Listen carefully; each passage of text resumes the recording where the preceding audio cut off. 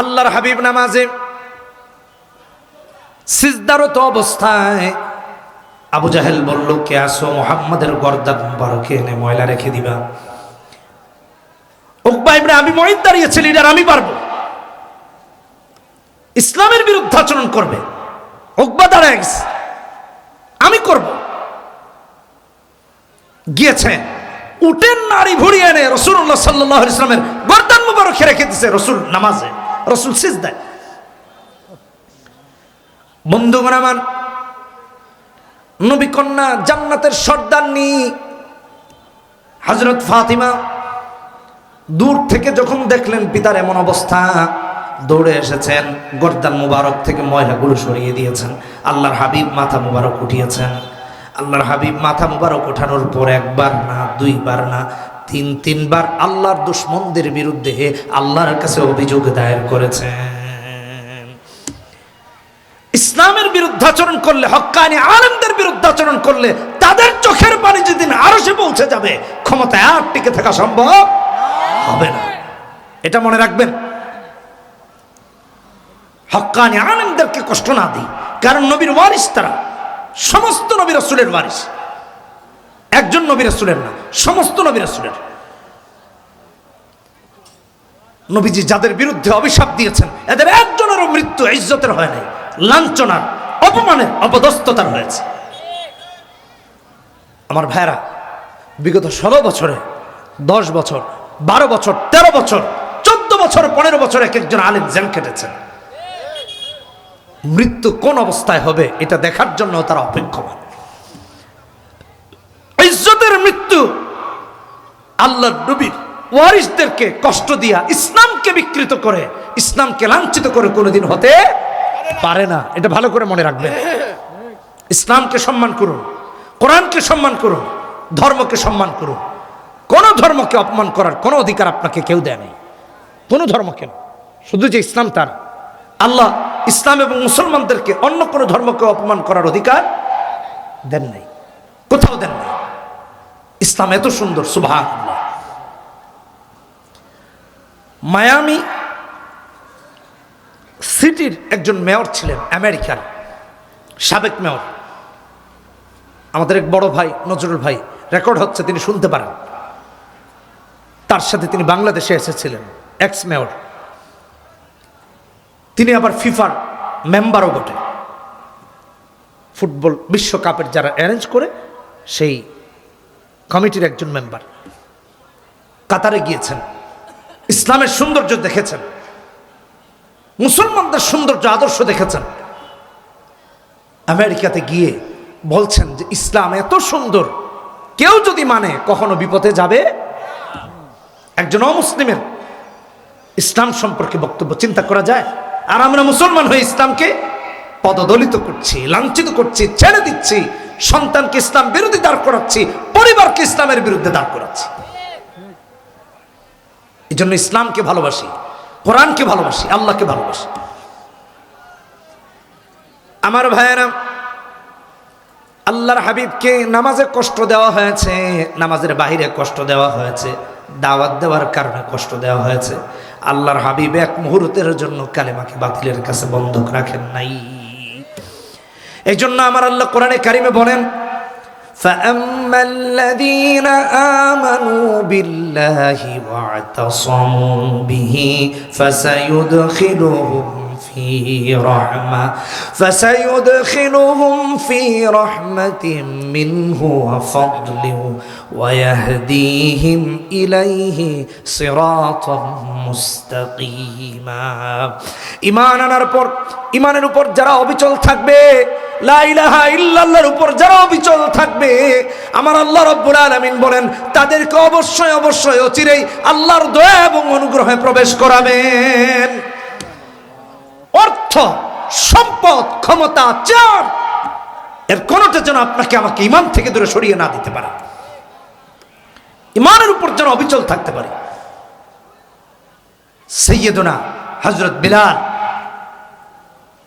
ইসলাম গ্রহণ করেছেন, তাবাকাত ইবনে সাদের 3য় খণ্ডে আসছে, সিরাত ইবনে হিশামের 1ম খণ্ডে আসছে।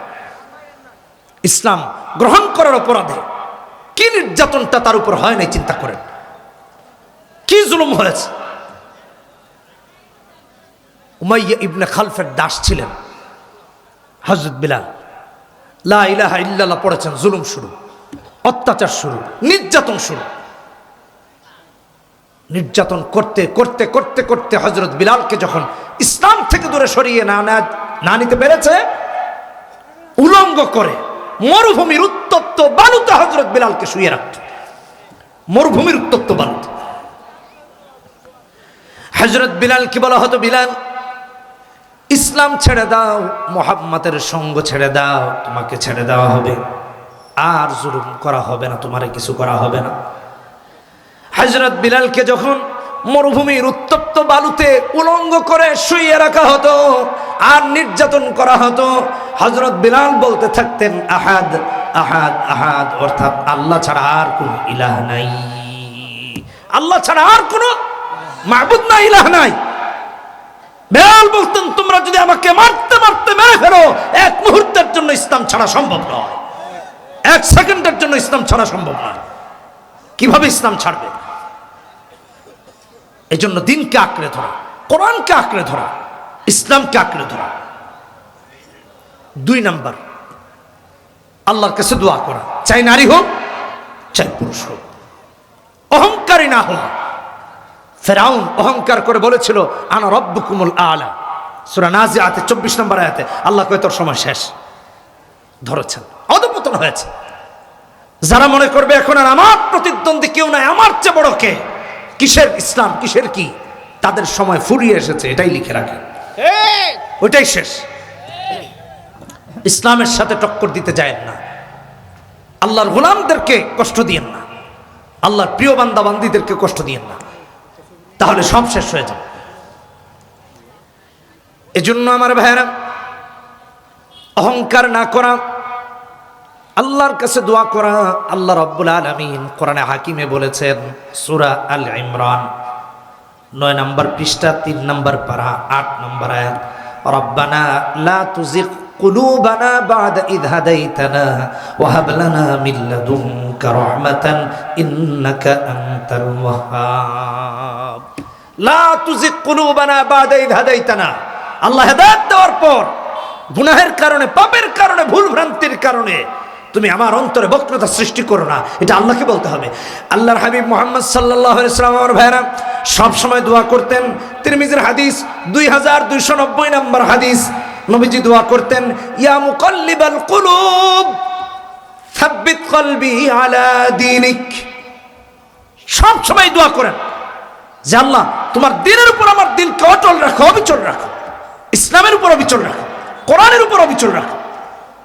এটা আল্লাহর কাছে সবসময় দোয়া করেন, তাহলে আল্লাহ রাব্বুল আলামিন আপনার আমার দিলকে ইসলামের উপর অবিচল রাখবেন, দ্বীনের উপর অবিচল রাখবেন। রাসূলুল্লাহ দোয়া করতেন।